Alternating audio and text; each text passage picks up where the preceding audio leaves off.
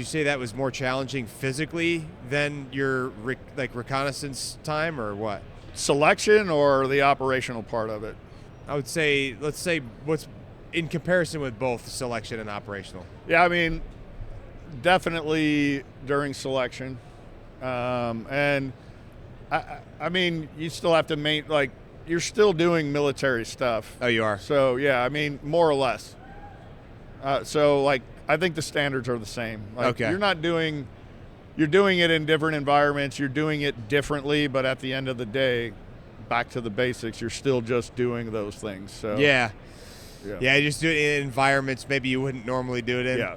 That's so cool to envision, because what that makes me think of is I bet these guys had them training in just the most irregular place you would never imagine finding yourself. Because obviously, for example, a conventional Marines, it's going to be unlikely that he's going to be doing CQB inside of a hospital. Right.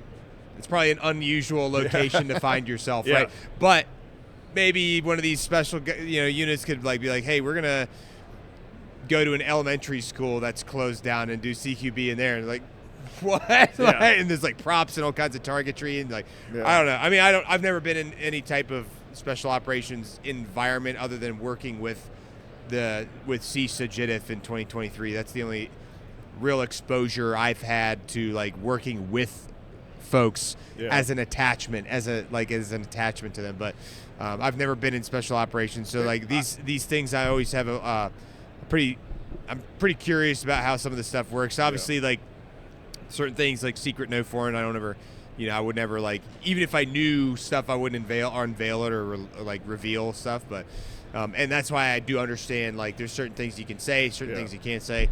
The Marine Corps was not a big fan of, it started happening, but I don't think they were a big fan of, the Marine Corps is a big fan on return on investment.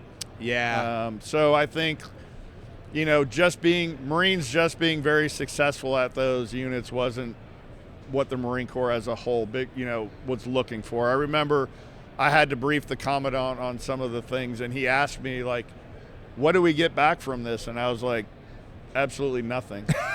You had to brief the Commandant? And I was like, you get Marines, the Marines are very successful here.